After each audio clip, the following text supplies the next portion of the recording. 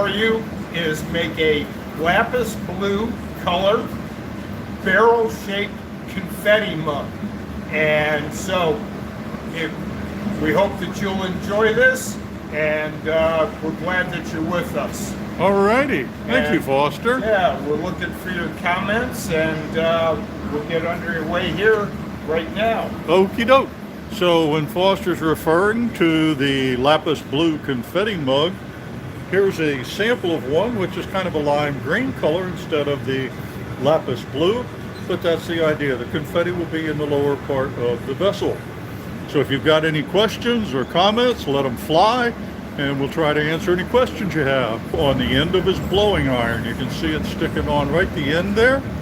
So that piece of color had to be warmed up so it would stick to the pipe, and also the blowing iron had to be warmed up.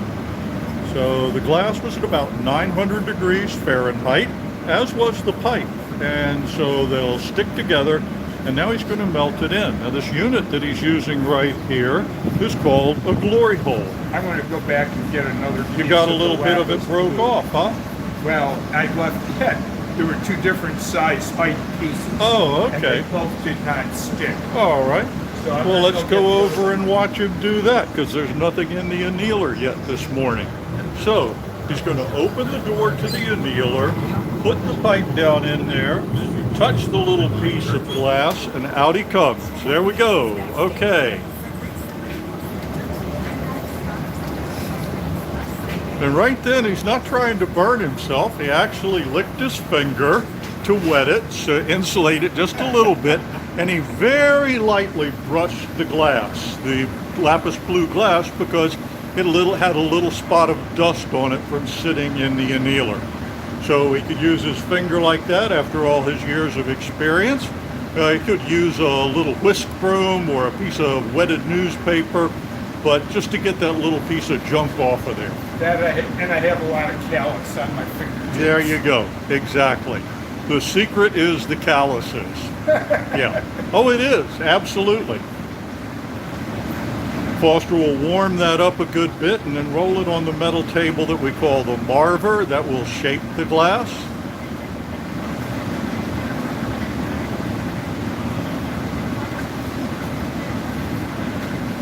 And while he's doing that, we'll walk over here and take a look. By using this stainless steel table, he'll make sure that there's no dust on it. He'll roll across the marver and shape the piece a little to an angle, a conical shape, and then tap the end. That serves a couple of purposes. Bridget, a mug, a lapis blue confetti mug.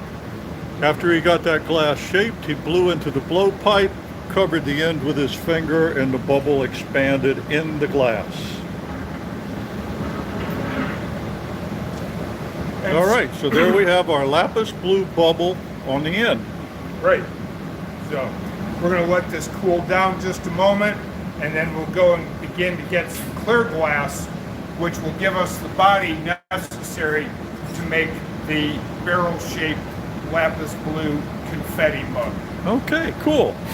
Now, the reason he had to wait, the furnace is running and the glass is 2,000 degrees Fahrenheit. If he were to gather immediately while that small piece of lapis blue is still very hot, say in the 1800 degree range, it would simply cause the air bubble inside to collapse. So by waiting just about 30 seconds more, he got it to cool off some, and now he'll bring it back to the bench and we'll be able to see him work with that. When he comes back, you'll see that the lapis blue is still right in the center core of that, and there's a good bit of incandescent clear glass all around it. And as he demonstrated by pausing for a moment, the glass is constantly in motion at this point. So we have to keep the iron turning. He's using a cherry wood cup. We call it a block. It's the cup on the end of a handle. The wood is cut green and it's always kept in water, so it never has a chance to really crack. And that's how we use most of our wood tools. What this does is put a skin or a little stiffening on the outer portion of the glass, and it also gives them a nice uniform shape. Kind of a Q-tip shape, if you will. So there's a little ball expanding there, after he blows and traps the air, and now he's going to use the block to gently reshape and also cool the glass, because he will be gathering once more to get the volume he needs to create this vessel. And since he's going to gather again, he needs to make sure that this is a little cooler, has a nice stable pour when he gathers over it. So he'll keep the iron turning almost all the time. Now as the glass cools, he can pause the rotation for a moment. When the glass is very hot though, he can't afford to do that. He's got to keep it moving all the time. So now he's back over to the furnace. We'll go over and take a look in the furnace as he does this. He opens the door just enough to reach in. He doesn't want to expose himself to extreme heat, or any more than necessary, let's say.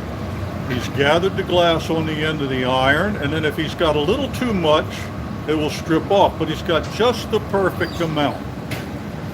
Working with glass is kind of like working with plaster in terms of it being a subtractive process. You can always take some away, but it's hard to add it back to it. By rolling on the marver at that angle, he's pushed the glass off of the pipe a little bit, and now he'll pick up the multicolored frit on the bottom of his gather. That will also be the bottom of the glass. Typically on the vessels we make, we work the lower part of this gather, and we'll form the bottom half to 2/3 of the vessel. Then we'll transfer it to another iron to finish the top. So the frit that Foster just picked up is the decorative element. I'll give you another quick look at the one we have on display. Keep in mind this is kind of a lime green instead of a lapis blue, but that's what it'll look like with the frit on it. It's a multicolor frit. So all that manipulation and work distorted the shape, but fortunately he has a larger block. And so he can bring it right back over here, and you can see him getting that nice kind of Q-tip shape or a pear shape on the end of it. And we can also see very clearly the color core where that lapis blue is surrounded by clear. Now he'll trap the air in the blowpipe with his finger again and watch that central core expand. So he got that to blow out some, and he'll be doing a little bit more here in a moment. We don't try to get everything done all at once. Foster certainly has strong enough lungs to blow that thing out all the way the first time. But he doesn't want to do that because it would probably be out of control and wouldn't be symmetrical. So by going back for another reheat, shaping and chilling the glass on the outside a little bit, he'll have a nice controlled blowout. He can use the marver to cool the glass. Notice he's rolling it on the bottom tip of the piece. That's going to cool it down there, and that will keep it from expanding. Now next time he puts air in it, you're going to see the expansion in the upper part close to the pipe. See that? He kept the conical shape toward the bottom because he had cooled the glass on the marver. When we go in the glory hole, everything gets heated. It's 360 degrees of heat all the way around it, to whatever depth you have the glass in there. So if we want a particular zone cooled off, one trick we can use is to cool it before we go in. And that's what he did then, and now he cools that.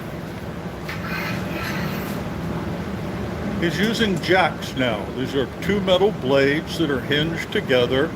Probably one of the most commonly used tools we have in the studio, and he's using that to cut a constriction close to the blowing iron. Nobody's going to want this mug if it's got a 4.5-foot piece of steel attached to it, and that's where we're going to detach it later on. So a couple times through this process you'll see him take the jacks and cut that line in a little bit tighter. One interesting aspect of this is that most of our vessels are made by creating a spherical shape with a jack line in it. Then we can use gravity or centrifugal force to either elongate that sphere, or we can point the glass up in the air or squash it with a tool to make it shorter. And that's what we call a bowl instead of a vase or a drinking glass. Notice he's hitting the jack line again to reinforce that. He's cooling the tip with the newspaper just to make sure that it doesn't expand too much. And now he's going to do what we call free blowing. He's not capping the pipe. He's blowing into the pipe, and you can see the bubble expand. He's still in the stage where we're developing a sphere with a jack line. He's going to overblow this sphere just a little bit. It's going to be a larger diameter than the finished product. That's because when he swings it out and it gets longer, the diameter is going to decrease. So he has to anticipate what the finished product will look like. Start with a slightly larger diameter, and then when he swings it out, he gets just exactly what he wants. So spinning the iron around like that elongated the sphere. He's getting more of the shape he wants. Again, cooling the tip will keep the air from expanding that so much. He'll free blow again and get a little more volume and one more stretch there. Yeah, Bridget, if you've got the lapis blue confetti mug, you do have this color, because that's what Foster's making right now. So we got a few of you watching right now live. If you've got any questions about what's going on or the process, go ahead and ask. We'll be glad to answer your questions. And if you're enjoying this, join us about 11 a.m. Eastern Daylight Time on Facebook Live. We'll be doing more glass blowing there. Foster's using a wooden paddle now to flatten the bottom. Of course, if this were your mug, you wouldn't want it rolling across the table, so it needs to sit level. He's using the jacks to put a little indentation in the bottom. Todd has prepared what's called a punty. It's a small amount of glass on the end of an iron, and he's going to attach that to the bottom of the piece. Now Foster will keep this turning until he gets it well centered. Then he'll put a drip of water into that jack line he created, and then a little bit of vibration will intentionally break the glass. There it goes. Okay, so another successful transfer. That's usually the breath-holding moment for most glass blowers. Make sure you get a transfer instead of a floor model. And the secret to it is seeing that the neck area that he created, that jack line, is the coldest and weakest point on the glass at the time of the break-off. If the neck and the punty were equally weak and he hit the pipe, the vibration would run all the way down. It would let go at the neck and at the punty, and there wouldn't be anything holding on to it, and it'd be a floor model. And we don't get very many of those. It does happen once in a while, and we don't worry about that. All right, so that glass was cold enough to fracture.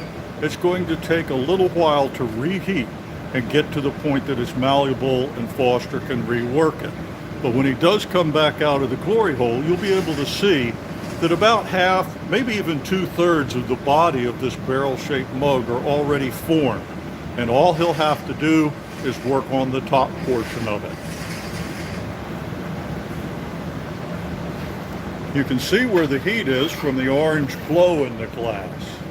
So he's going to use the back of his jacks to level that opening a little bit. And now with the two blades in, you know, if this were a pottery class, we could put 2 fingers in, but Foster has enough experience to know better than that.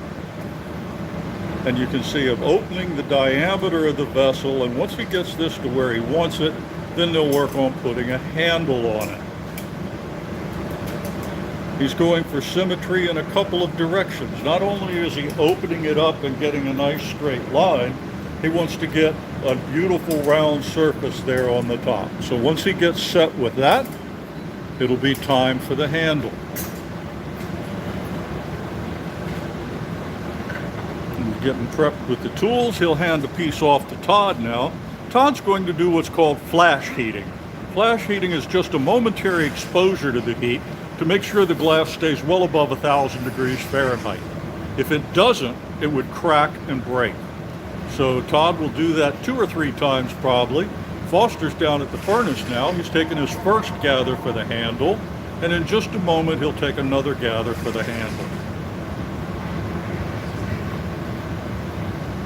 When he comes walking by, Todd will take one last flash in the glory hole. Foster will be moving to the marver, and Todd will take the piece back to the bench. Now Foster's going to roll the glass on the metal tabletop, the marver, and he's going to let a little bit of it come off of the pipe. He's going to get this nicely under control.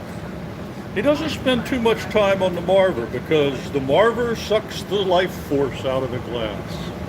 Okay, so now with a pair of shears, he grips the pipe, places the handle where he wants, then he'll draw it up gently and cut the glass free. And at that point, Todd will flip the piece 180 degrees so the handle is hanging straight down.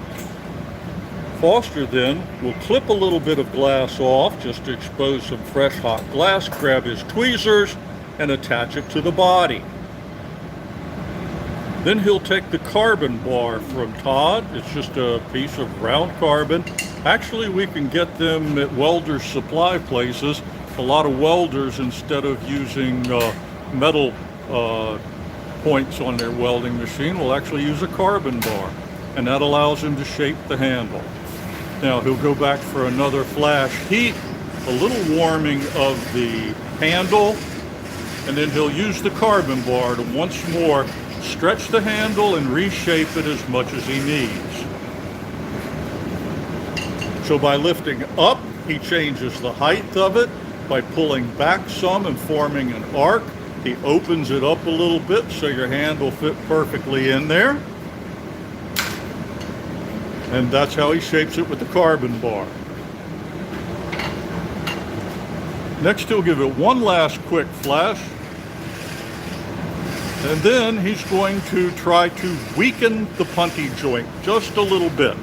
And he'll use a small butter knife to do that by tapping at the point where, and there's our mug. Beautiful, beautiful work. Okay, so now the butter knife, and he'll tap around the punty joint. This isn't to knock it off. Obviously, it falls straight to the floor. It's to weaken the joint. Then he'll raise the pipe to a higher level. Todd will hold it, and Foster will hit the pipe with a hammer handle and catch the mug in his gloved hand. And there we go. And then it's off to the annealer for the longest part of the glass blowing process. Well, it's actually not the glass blowing, but it's the longest part of our creation process, because it's going to take about a good 8 to 10 hours after this annealer gets shut off at the end of the day for the piece to fully anneal. If we were to put that mug on the floor right now, inside of 30 minutes it'd be in many, many pieces. So that's why we anneal it. We'll allow the temperature to come down slowly over the day. So thank you for joining us, and I might add, if you liked that, this green one is going to be our giveaway piece during our Facebook Live presentation starting in about 10 minutes. So if you want to go to our Facebook channel for Art of Fire Contemporary Glass Studio, join us there and we'll be working for you in a few minutes. Thank you very much and have a great day. Hey, thank you.